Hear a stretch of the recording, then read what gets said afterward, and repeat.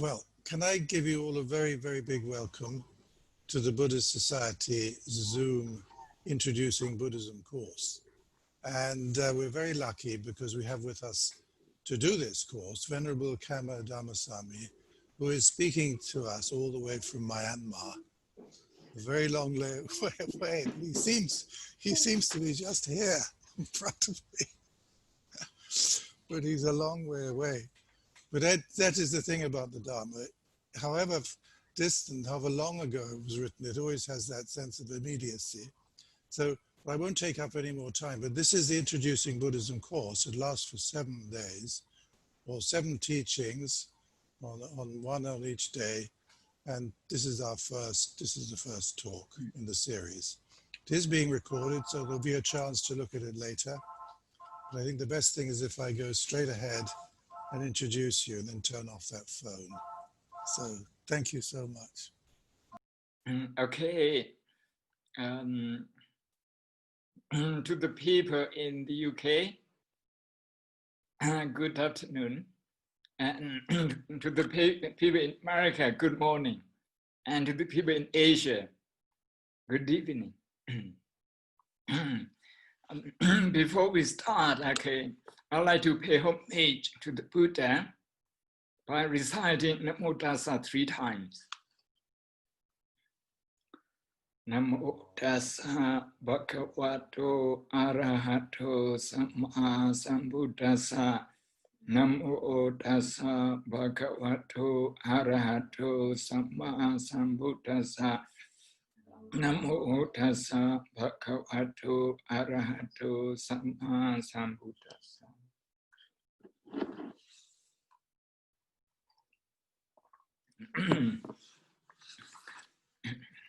What I'm going to do today is to speak to you 40 minutes or so, and then we can have questions.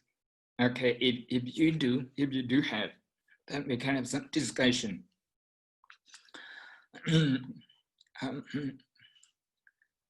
As the Buddhist Society has already publicized on its website, the topic today is what is Buddhism, the life of the Buddha. So we are going to talk about Buddhism. We are going to introduce Buddhism through the life of the Buddha. Of course, the Buddha's life can be discussed from various point of views. But today, I'm going to be talking about the Buddha's human life and human effort. Human life and human effort. This will be my focus today. And I'm going to be focusing on the Buddha's life as a Prince Siddhartha, and also after his enlightenment as the Buddha Gautama. As we all know, we can study life of the Buddha, as I had just mentioned, from various point of view. Something general, something like this. From Karen Armstrong, this is a New York bestseller, and that's quite general. But you also have something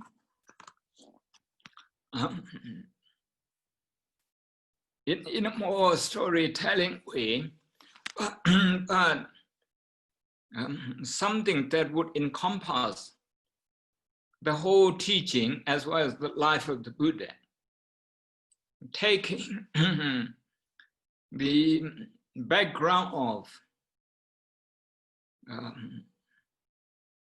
society, social economic situation at that time as a framework. For that one, you will have seen this book, All Paths, White Cloud. This is by the venerable, the most venerable Thich Nhat Hanh, the Zen master.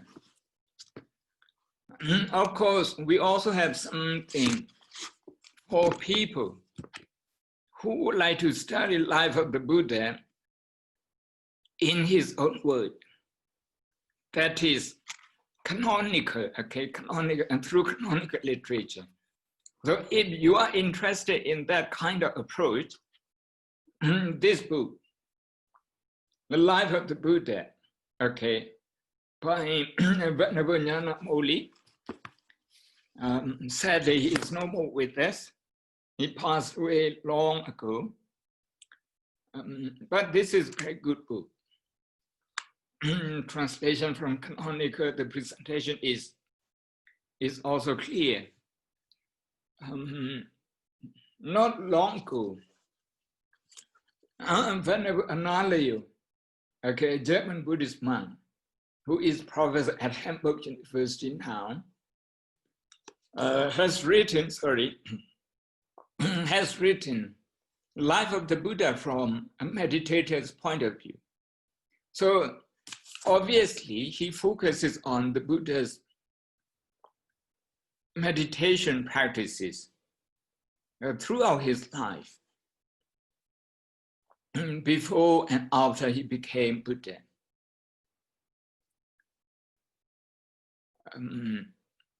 So there are many out there to study about Buddhism. Even a BBC documentary, there's a series, Genius of the World. You have Socrates and you have Buddhists, you have Jesus, like that. So you have that kind of thing. So I'm just mentioning resources about the life of the Buddha. Okay, having introduced you to those, briefly to those literatures and resources, as we all know, the hallmark of Buddhism is founded being a human being, never refer anything, okay, no references to outside human world or human experiences. That is to say, the Buddha, okay, he was born as a human being. He lived a human life. He went through ups and downs of human life.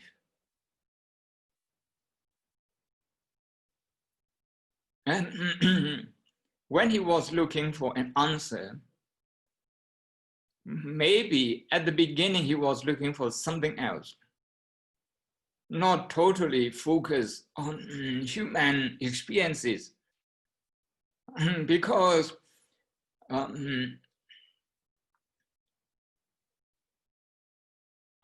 he was open to all the well-known teacher, famous teacher of his time. He had open mind, okay. Open-minded, he approached them one by one.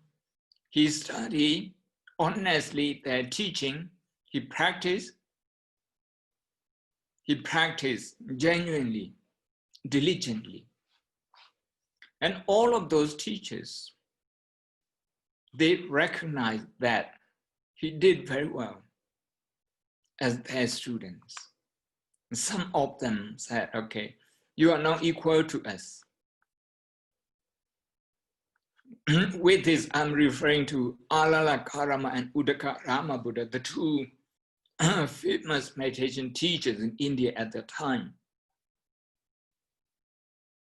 So, Prince Siddhartha, as it was known, before he became the Buddha, he, with open mind, he approached all those traditions. Okay, before we talk about his quest for an answer to human suffering, we can go back a little bit to his childhood. As we all know, he was born in a place which is now in Nepal, but quite close to the Indian border. It's called Lumbini. Lumbini is the old name that came down from that time. Lumbini as a park, as a beautiful park, was situated between two kingdoms, the kingdom of his father and also the kingdom of his mother, where his mother came from, because his mother also came from a royal family. Before she became queen, she was a princess, put it that way. Though we are told that his mother, Queen Mahamaya, wanted to give birth to him, Prince Siddhartha, who would become Buddha. At her parents' palace. So she was traveling to her parents' home called Korea Kingdom. But she didn't get there. So on the way in the Lumbini Park, the baby, a small prince, Prince Siddhartha, was born. Until recently, about 6 or 7 years ago, there was no evidence, archaeological evidence of this. What we had was, until then, just the traditional account that the Buddha was born at Lumbini. But thanks to the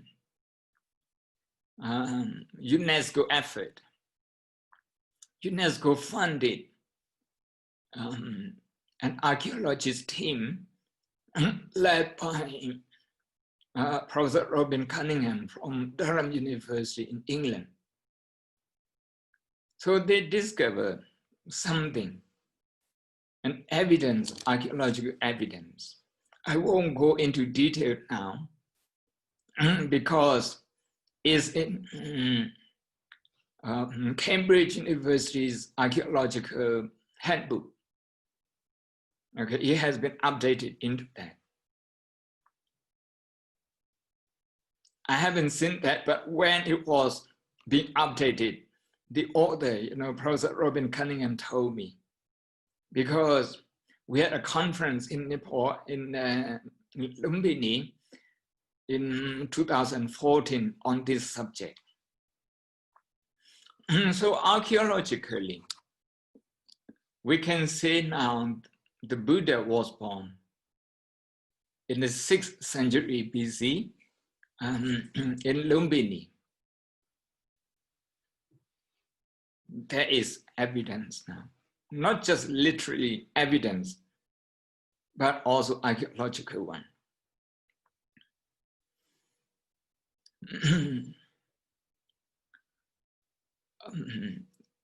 Of course, we have to expect that the Buddha grew up in comfort, in luxury,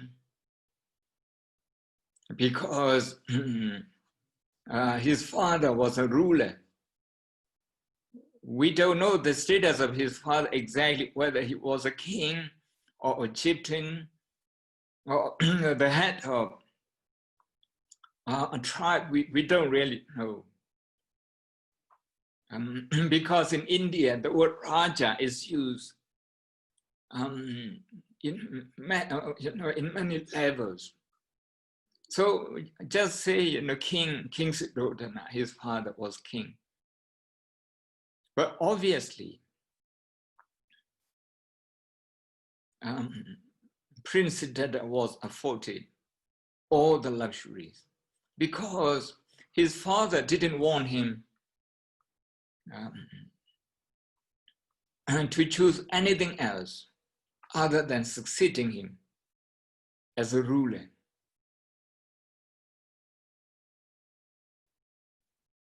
We are told that at the beginning, of course, in India, even today, astrology is very famous. People still follow astrology. So those days, as soon as Prince Siddhartha was born, we are told that wise men were consulted, and some of them said he would become a great ruler, not just for his kingdom, but also other kingdom. They call the universal monarch, universal monarch. If he chose not to succeed his father, he would become a universal recognized enlightened teacher, that is Buddha. So the second prediction didn't please his father. So his father, King Suddhodana, did everything so that his son wouldn't see anything upsetting. We are told that old people, sick people, ugly people, all of them, they were banished from his sight.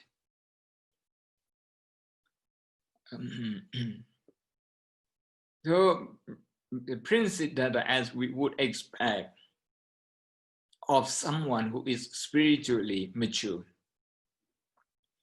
was very intelligent and also very kind. Being intelligent and being kind are the two characteristics that we can see in his early life. Intelligent in terms of going through the syllabuses of the school, and in terms of learning arts and crafts. Also intelligent, maybe we can say in today's term, emotional intelligence, EQ, because he was sensitive to other people's pain and joy. So in that, emotional intelligence, he was kind. Kindness was his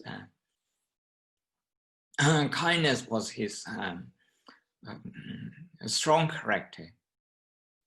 Very often we are told that what I'm going to tell you is not available in Theravada sources. Okay, him and his cousin, one of his cousin princes, were playing, but his cousin prince was cruel compared with him. And he would also become a monk later, and would do something detrimental towards other people's practices. And his name was Prince Devadatta. We are told that one day Prince Devadatta, he saw a swan and he just shot at the swan, and the swan got injured, fell down. When Prince Siddhartha saw that, he ran straight away to the injured bird, and he got there first. He grabbed the bird, he pulled out the arrow, and he used some of the leaves, okay, to nurse the injured swan. In no time, Prince Devadatta, who shot down the swan, also arrived at the scene and said, "Give it back to me, I shot it. It's mine." Prince Siddhartha was adamant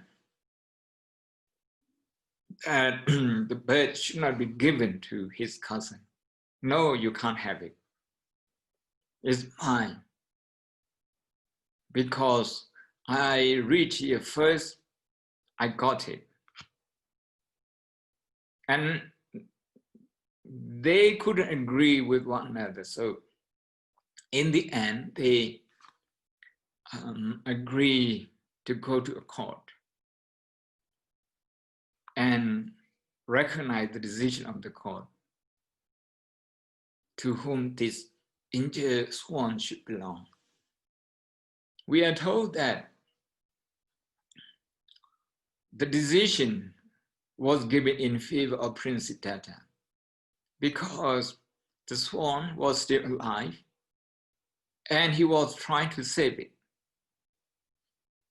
Prince Devadatta was trying to destroy it. So life belongs to someone who tries to preserve it, protect it, cares about it, not to someone who tries to destroy it, harm it. So there was the story that we learned.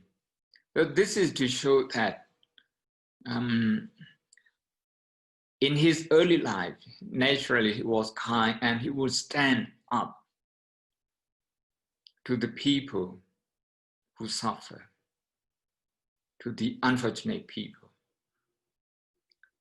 I think this is to say that he was more in tune with people's problem and suffering, misfortune. He must have been very sensitive towards that kind of thing. So over time, he was married and he also had a son.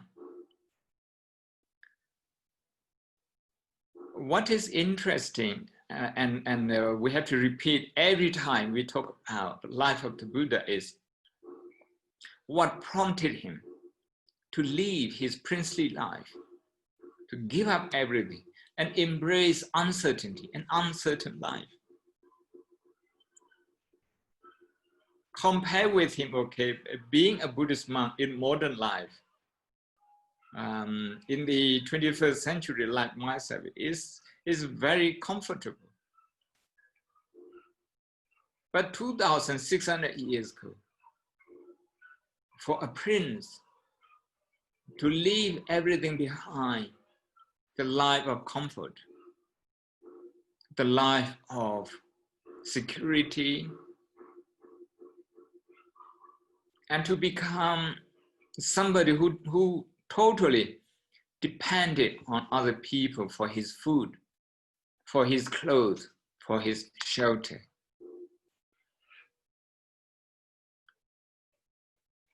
You don't do this without maybe 120% determination. And what prompted him? Okay, what triggered this strong determination was the 4 signs that we tell, okay, all the time whenever we talk about life of the Buddha in Theravada, in Mahayana, we talk about this.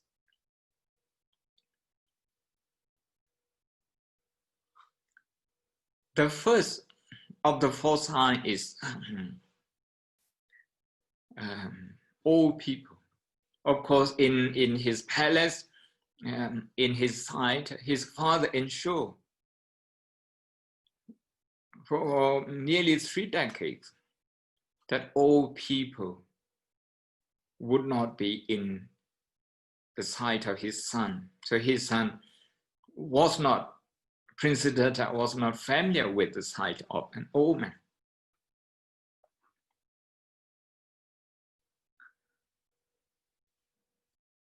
It was possible to do that those days because we didn't have Zoom, we didn't have internet, we didn't have Facebook, Twitter.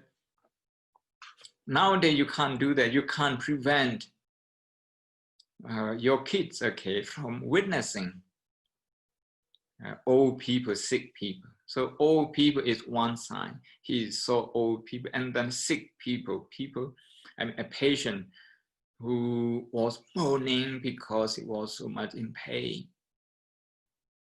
That a dead body, somebody, okay, who was lifeless, couldn't breathe, couldn't talk anymore, couldn't move, and his relatives are crying, taking him to somewhere. Maybe Prince Siddhartha didn't know that they were taking that, the remains of that person, that dead body, to a cemetery. So seeing those three signs shocked him.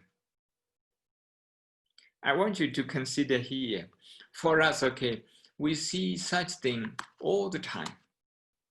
For people who are doctors and nurses, even more so. But we see it only with our naked eyes. We don't see it with our spiritual eyes. Or shall I say, we don't see it with, we don't see it through emotional intelligence. When I say emotional intelligence here, I mean empathy. To feel the pain of those people. So Prince Siddhartha, when he saw an old man, straight away he got shocked, and what's happening here? And his driver explained him in a very simple term. Any of us, okay, would be able to tell him, to explain him. This is called an old man, an old person. Every one of us, including you and me, your parents, everyone will become like this. That life is like a one-way journey. In terms of motor car, there's no reverse gear. There's only one way. From youth to old age. From birth to death. From a healthy body to a frail and sickly body. When he saw that and he got that explanation, that was enough for him. Okay, to make a big decision. Those signs, okay, I have spoken only three now. The last one is to see a monk meditating. So he looked peaceful. Naturally, he chose that part. Here, I like to tell you the Thai forest meditation master, Ajahn Chah, the Venerable Ajahn Chah, he said, even somebody as intelligent and mature as Prince Siddhartha needed to see someone else, needed to see a model to make a decision to renounce his princely life and to pursue, okay, seriously, diligently, an answer to human pain. So old age, getting sick, and finally to die. These are the experiences that we all face. It doesn't matter if we believe in anything, if we believe in the Buddha, in Jesus, in other religious tradition, or none at all. No. These are the reality that we face. For the Buddha, or for Prince Siddhartha, before he became Buddha, what was interesting to me is that He just took that data, that fact, old age, sickness, and death, as they are, and he didn't interpret them. He didn't say that, okay, there was because of the Creator Brahma's wish, or because the Creator has created a human being this way. He didn't interpret those experiences. He just observed, accepted those painful experiences. And when he saw that the whole world is in this together, that triggered his compassion. Not that he didn't love his family, not that he didn't love his kingdom, but because he was overwhelmed by the pain, or to use his own word, by the suffering that humanity faced. He wanted to do something. He wanted to do something for his family and also for the people he didn't know. That is humanity. Those three experiences were enough to connect him with humanity, with common humanity. Whenever we have negative emotion, whenever we get upset, whenever we repeat negative emotion, whenever we personalize an incident in our life, that was because we think our pain is unique. We couldn't connect with the whole humanity through that particular experience. But for Prince Siddhartha, when he saw those three uncomfortable experiences, he was intelligent enough to come to a conclusion that this is a kind of, to use the word that we are so familiar today, pandemic. This is a pandemic that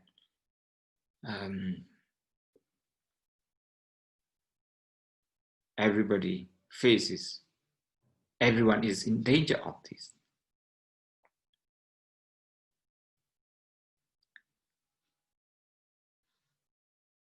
I think that compassion was strong enough to maintain his determination. He was in search of meditation practices and way to cope with human suffering. For 6 years, he had ups and downs. Sometimes he learned very quickly, but then he knew straight away that wasn't what he was looking for. So he moved on.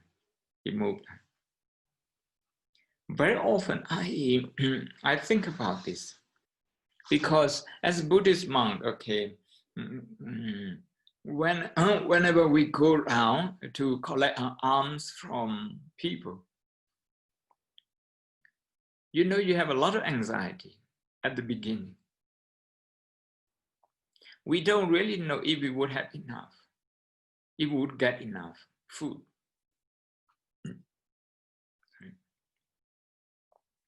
We don't really know. So we are faced with uncertainty every day. And we are taught how to watch our emotional reaction. But here in many places where Buddhism is very established, well established, going for alms to collect food just for yourself is not a problem.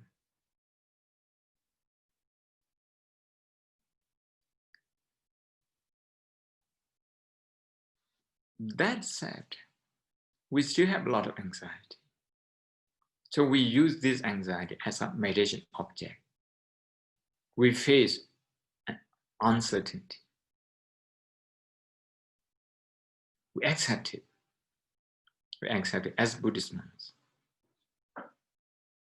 As lay people, you don't really want to think about anything uncertain.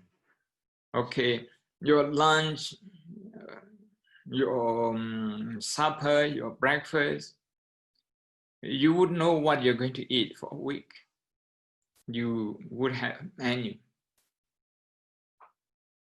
That's not the life of a Buddhist monk. Okay, we rely on the generosity of the people. So that was what Prince Siddhartha decided to take. For him, because of his compassion, his strong determination, he wouldn't see that as a trouble. He wouldn't be bothered about that because we never saw any complaint, on record in the Buddhist scriptures. He was just talking about his practices. But the practices, some of them, like asceticism, for example, that nearly cost his life. He starved himself according to the practices, but that didn't bring him enlightenment. So through his own experience, he gave it up. Here, what we have got is that Prince Siddhartha or the Buddha Gautama always insisted on personal experience. Just to hear people say something about the truth, that wouldn't satisfy him unless he experienced it and verified it. So the story of his 6 years in search of truth is about learning from other people, verifying them, and then saying goodbye to those teachers. The last one, as we all know, when he gave up asceticism, because he was practicing asceticism more than other people. He was doing a lot stricter than other people. And he had 5 friends, the people who were connected to him, through his father, either as the minister of his father or the sons of some of the ministers of his father. They really believed that he would become enlightened. So they follow him. Some of them actually left their job much earlier than him. So when he was doing asceticism, they were with him. They were also practicing asceticism.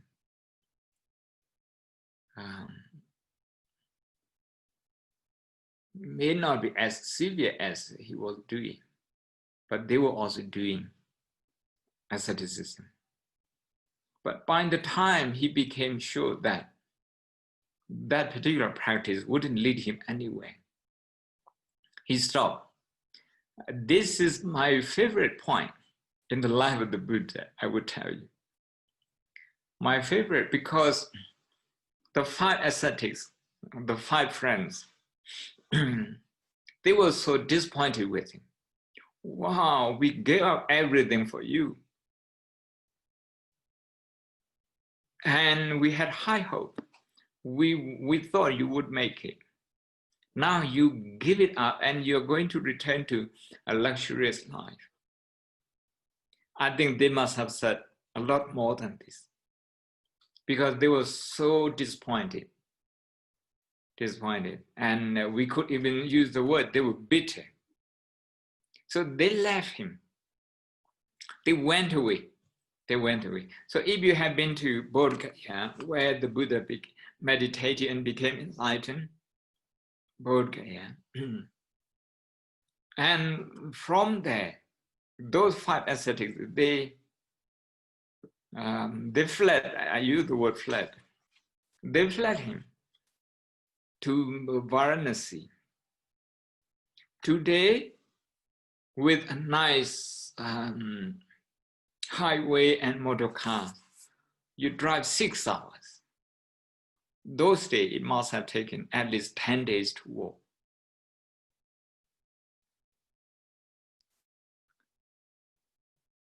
Six people, okay, in the group. Now 5 people are saying that you're no good. You are disappointing. And they, in terms of democracy, they all voted against it. That is to say, the whole group is saying, okay, you're doing something wrong, your decision is wrong. They criticized him bitterly and left him. My favorite point is that the way the ascetic Gautama, who would become Buddha, reacted to or responded to the behavior of his friends. He just thought, okay, they don't know that this practice would lead us to nowhere. I have verified it myself, so I have no regret in giving it up. I give this practice, this ascetic practices up, but I'm not giving up my search for enlightenment. Here, the reason is that because he was always thinking about the suffering of humanity. That compassion kept him going. That compassion allowed him, okay, to understand those 5 ascetics, to empathize with that disappointment. So he wasn't angry with them. Not only that, he wasn't angry with them. After his enlightenment, he would be walking all the way to where they were to share what he had discovered. Suppose in your life, if somebody has really disappointed you, you wouldn't want to hear the name of that person again, let alone sharing something with that person. Why is that? Because our compassion is not strong enough. We don't see the pain of that person. So the Buddha, even just before he became Buddha, he was quite mindful of the pain of disappointment of those friends. As a result,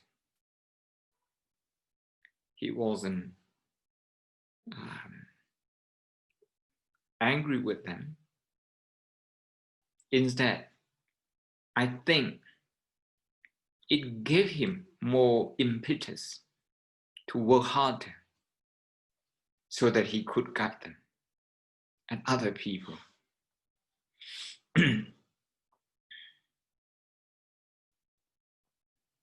So he became enlightened on his own. On his own. We heard that, okay, on the eve of enlightenment, the devil with his army attacked him. You can understand this psychologically. You can also understand this literally. I have written this article published early this year behind the British Library. It's about Buddhist cosmology. So I touch on this point. Psychologically, of course, when the army of the devil was attacking him, psychologically, he was about uprooting. It was about him uprooting anger, dormant anger. When we say dormant, is something, the seed of anger that exists deep down in our heart. Sometimes we are not even aware of it. It comes up, it becomes active only when it's triggered by something. Otherwise, it remains dormant, latent in our subconscious mind. But that subconscious habit would dominate whatever we think, we speak, our decision.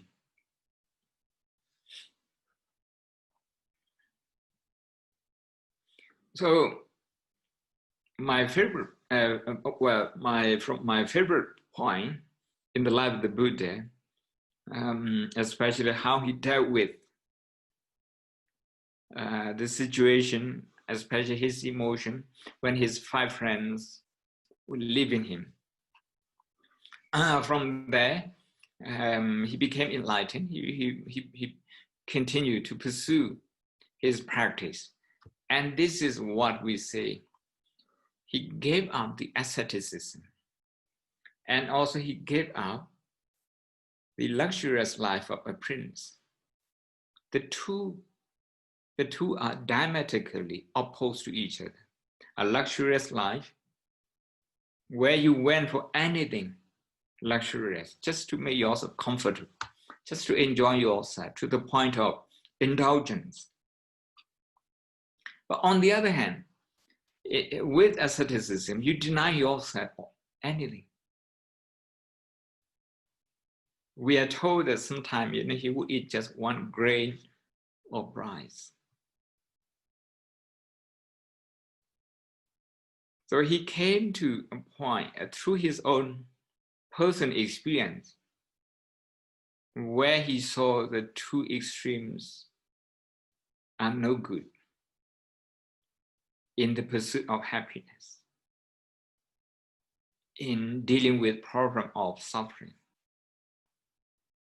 And here he found the middle path under the Bodhi tree, a tree which still exists now. Maybe it's in its 5th or 6th generation. But the tree under which the Buddha was enlightened still stands there. He was meditating alone. And he discovered this middle path. The middle path is about knowing and experiencing the extremes and then avoiding them, walking the middle path. What everybody knows today, or many people know today, as mindfulness practice. This is part of the middle path, the middle way. But it's not the only one. It's a very important one, not the only one. The middle path consists of intelligent development. I would include emotional development in that.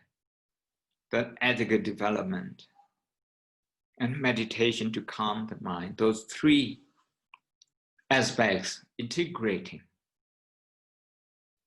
into one path. So sometimes we call this the threefold training. And the Buddha,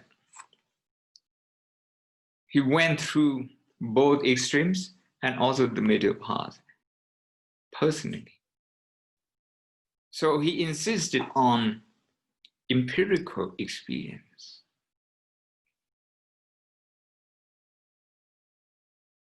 If you admire the Buddha, the first thing you have to do is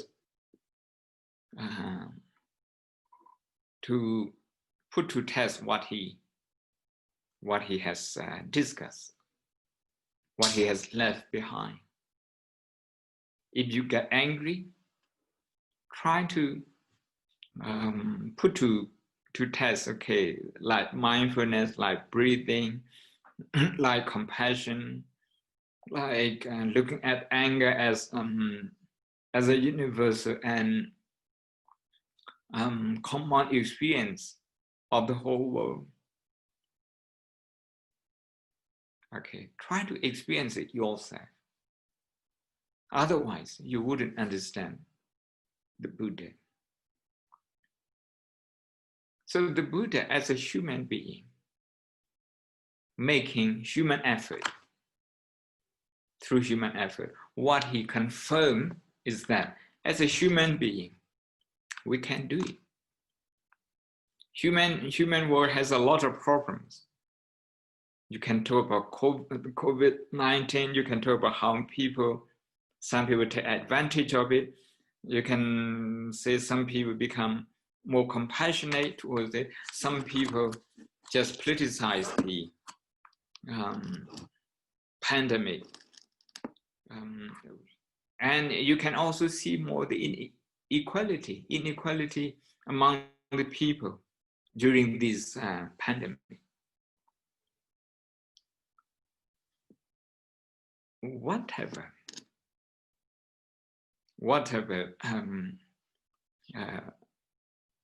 is happening around us, if we are to look at the Buddha and use his teaching and see if it could work,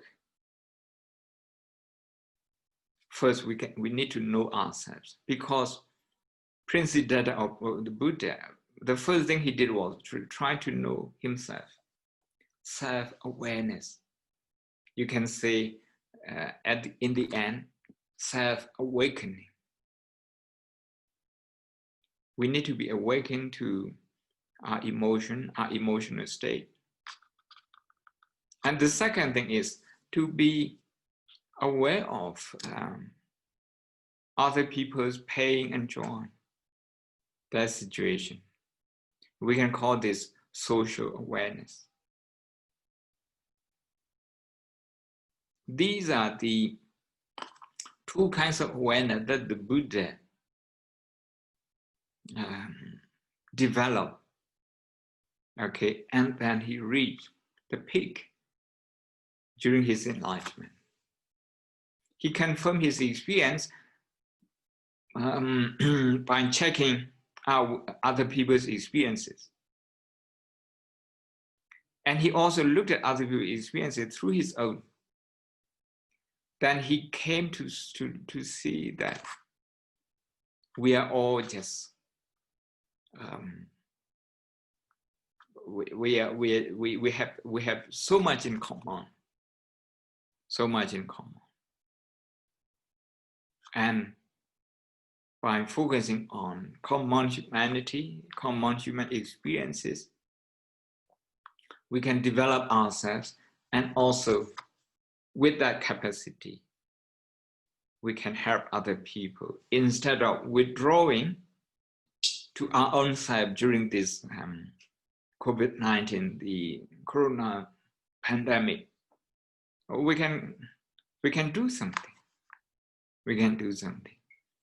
You see, in the face of suffering, the Buddha, or as Bodhisattva, he did everything he could. He did everything he could. So if we are inspired by the Buddha, we have to think of the problem facing the whole human world. And one step further, we should see what we can do. I think I have spoken long enough. If you have any question, I would be happy to take them. Yeah, so who is Desmond or Odin, who is going to help me with the question? Oh, Marlon. Hi. So if anyone can please send in your questions as a message in the chat. Thank you.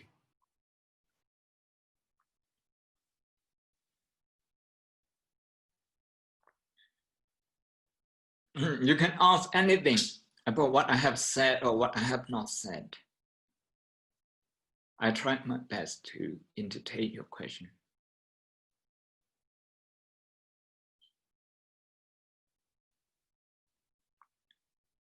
If you have no question, then we see each other tomorrow. Sorry. I have one question here. How can we be compassionate to very inconsiderate people? Oh, very good question. Thank you. How can we be compassionate towards inconsiderate people?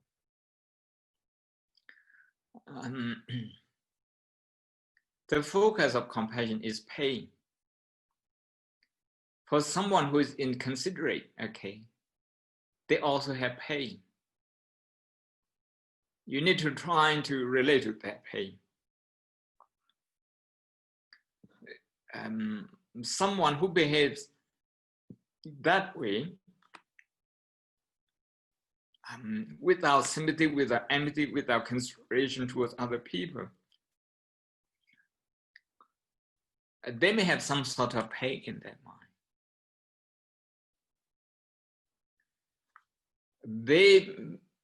What we can see is their inability to relate to other people, to their surrounding, to their environment. So not very good connection with their environment. If they are in that situation, if something uncomfortable happens, they would personalize it straight away. If they personalize their own problem, meaning they just retreat, they just withdraw from the society whenever they have any problem. So maybe because of fear, maybe because of inability to relate to other people, that insensitivity, that in itself qualifies as pain. And if we can look at that as pain, then you would have an opportunity to feel compassion for that person.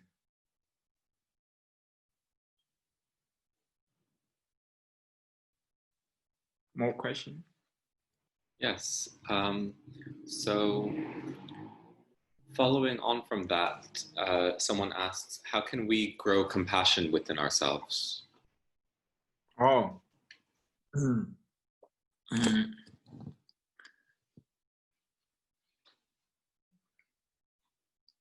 Can I just give you a very simple example?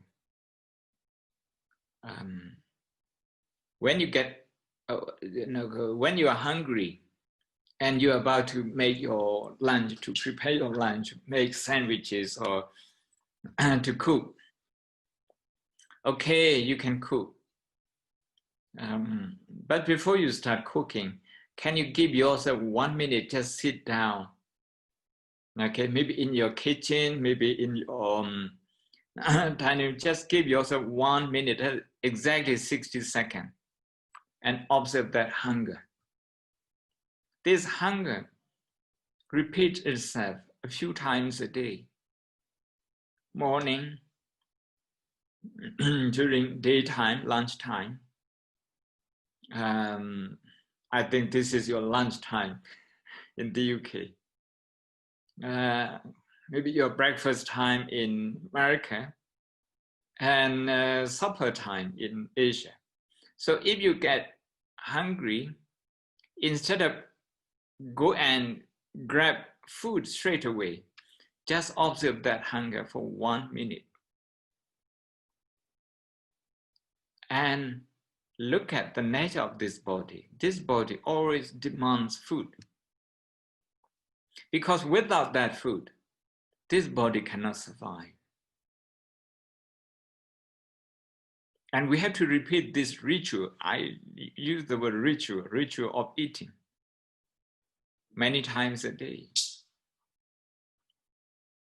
So you can use this as point of compassion, feel compassion for your body.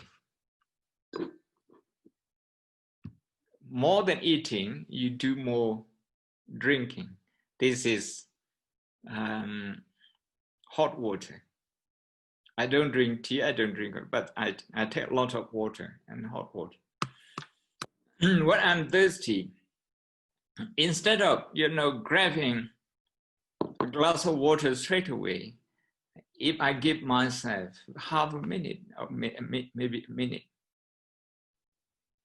seeing the nature of this body requires the intake of water, okay, all the time. And with that, you can develop compassion for yourself. Of course, you can also focus on emotion. When you're anxious about your job, when you're anxious about the COVID-19, when you're anxious about your safety, when you have to go out of your house, just look at your anxiety. And at that moment, feel compassionate for yourself. Why? Because you are suffering from anxiety. So to develop compassion, it's important to use the word suffering or pain, which is a word which is very central to the way the Buddha looked at the world. To the extent that if we talk about self-compassion, to the extent that, okay, our physical body is so helpless without water, so helpless without food. There is no substitution of food, no substitution of water. We just have to have it. Otherwise, this physical body is so helpless. If we think that way, if we look at that way, even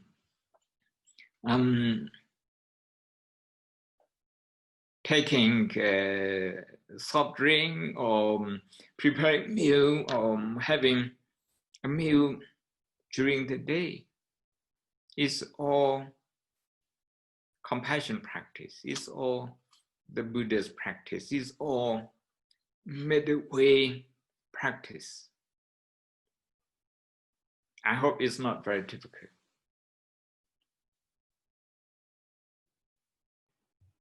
Thank you. Someone asks, actually a few people have asked about this. How can we help others with anxiety and uncertainty? And how can we help ourselves with anxiety and uncertainty? The first thing is to recognize it mindfully. Okay, this is uncertainty. To recognize it. To recognize it without judging good or bad. The first thing is to look into our heart and to feel that anxiety mindfully. So we call this to recognize it, to accept it. when we say to accept it, it doesn't mean to be passive about it. It's just about to calm the mind. In today, in neurological term, is to calm the brain also. To calm the brain. Because when we feel anxious, it's our right brain that is more active. But when we accept it, the acceptance, mindfulness, is associated with the left brain. So that's to calm down. To calm down so that we don't unnecessarily top up the anxiety, so that the subconscious mind doesn't go into an automatic machine, repeating it, topping it on. So the first thing is to recognize that. Then once we have recognized that, we are at a crossroad. We can turn right or left. One thing is when we turn right, that is to blame ourselves. Wow, I should have done that. Otherwise, I wouldn't have this anxiety. That sort of thing. To blame yourself. But to turn left is not to blame yourself, but to be kind to yourself. Well, this is a difficult time. I need some kindness towards myself to go through this.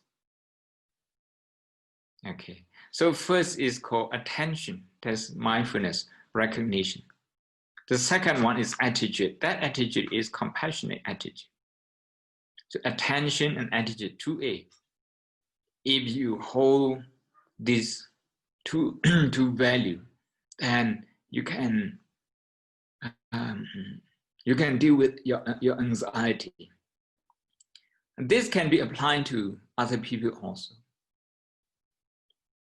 Then how do we recognize other people's anxiety if they themselves don't recognize it? Of course, the first thing is that to talk to them, to let them speak, and we listen to them non-judgmentally. Don't blame them. Just listen to them with empathy. This empathy is an exercise that we need to develop. We all have this nature, the nature of empathy, but it wouldn't become active if we don't practice it, because we have more distraction to pull us to other directions. So deep listening or non-judgmental listening or empathetic listening towards the anxiety of other people is very good. Sometimes whenever we listen to their problem, we can't help but be judgmental. You shouldn't be like this, you shouldn't have done that, you're stupid, that sort of thing. We are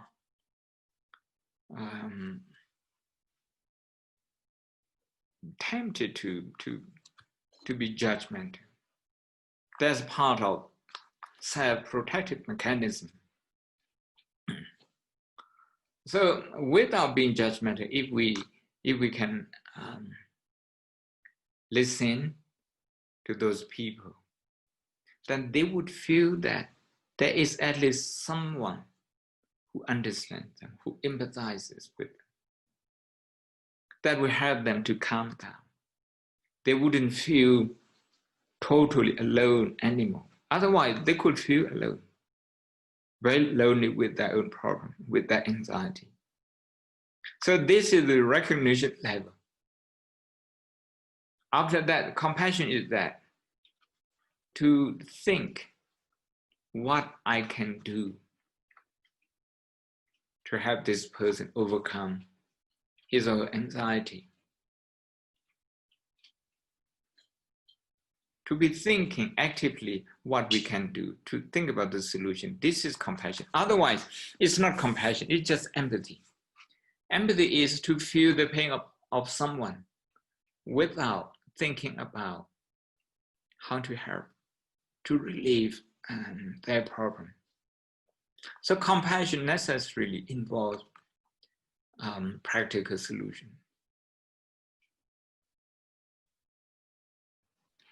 Thank you, Bhante. I have someone who's asked, is there such a thing as righteous anger in Buddhism? Righteous anger.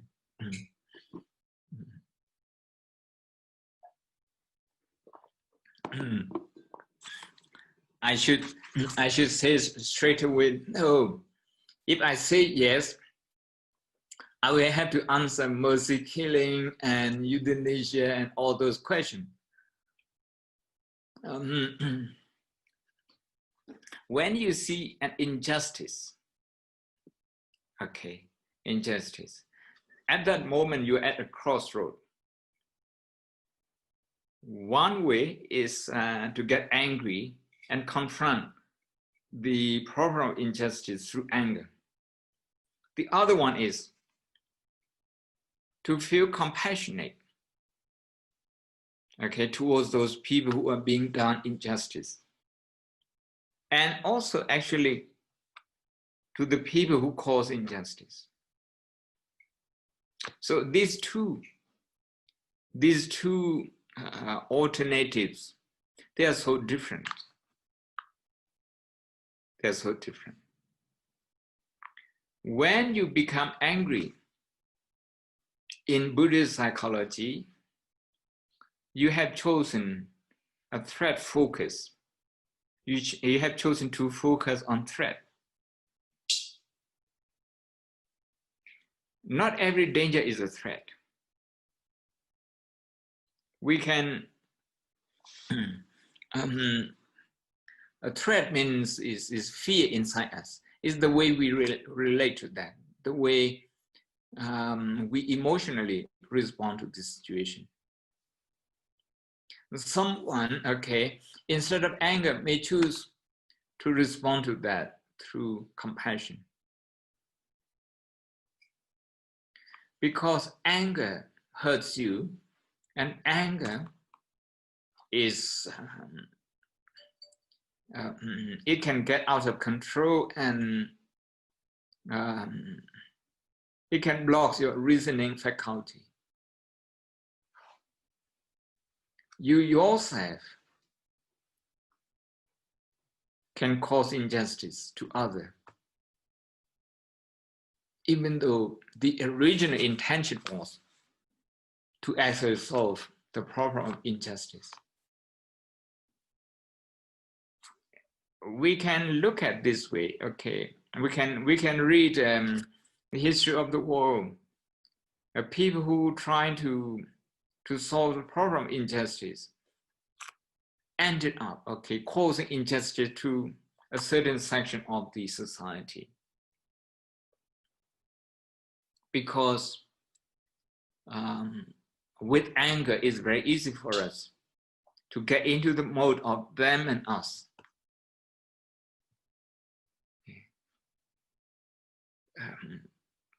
That is why we should replace anger with compassion. With compassion. Anger, when it flares up, maybe it energizes you. But how long before you fall with other people, with your own colleagues, with anyone who disagrees with you? With anger, you are not going to be very tolerant. You're not going to be very patient. That is why anger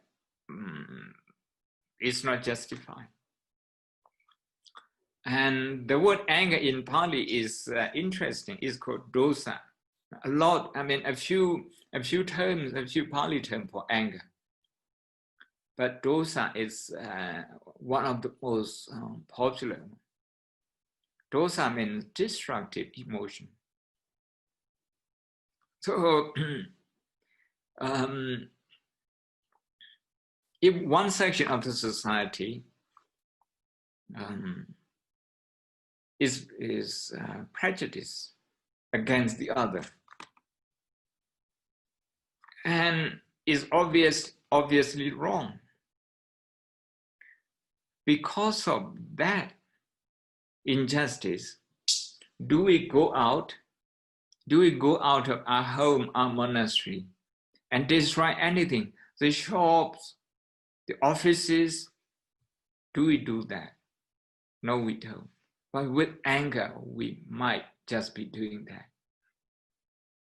So anger is, no, we shouldn't use anger to justify injustice. The Buddha's way is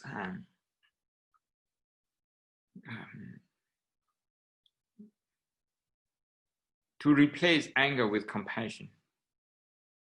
And that would be a lot more powerful. That would be, compassion would be sustaining you in the fight against injustice of any kind. Okay, more question? Yes, thank you. I have a question here.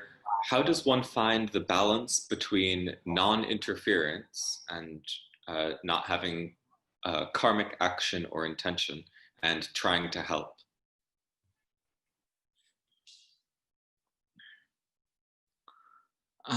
We talk about motivation.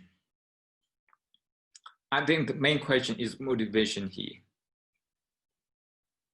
When you decide to do something, whether this is an interference or whether this is a helping hand, you cannot judge this on the basis of other people's opinion. And you have to judge it mainly on your own volition, on your own motivation. Whether you're motivated to do something because you identify with this person through your religious belief, nationality, party affiliation, organization, whatever. And we have to be very careful here because we can end up being prejudiced. So the safest motivation is the motivation that comes from compassion. Compassion is about helping other people, I have mentioned earlier. But here, in order to strengthen our compassion, we need to feel the pain of the people we disagree with, the pain of the people who belong to the other camp. Otherwise, our emotion, or our compassion is vulnerable. So for our compassion to withstand the challenges in the course of helping other people, we need to feel the pain of everyone involved. And that's important. I know it's difficult in party politics and in a very partisan world. It is difficult, but it's not impossible. This practice is not that difficult at all. And it doesn't cost a lot. To be partisan is more costly. To be non-partisan, in the long run, economically, is cheaper, emotionally, is more rewarding. It's difficult only at the beginning when we are trying to relate to the pain of the people we disagree with. That's the only difficulty. And we just need to change the way we see them. Instead of seeing them as people causing us pain, we should see them as people who are in pain, therefore are causing us pain. So to stop them causing us pain is to stop them causing themselves pain. So we need to find a way to help them. I think we have run out of time. Do you think, Marlon? Yes, I think so. But thank you so much. That was really great. And if I can just say one thing before, if you want to give any final words. If anyone who'd like to continue attending this course and would like to receive any materials that may come out or something like that, if you can please register for the course. And how you register is by sending an email with the subject line register, and then say you would like to register for this course and give your name.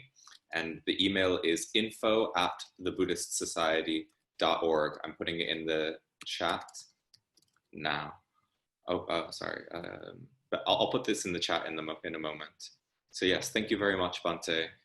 This was really wonderful. And yeah, if you have any final words for the session. I just like to draw your attention that I focus on the Buddha being a human being, experience a human life, and promotes or achieve everything through human effort. Thank you.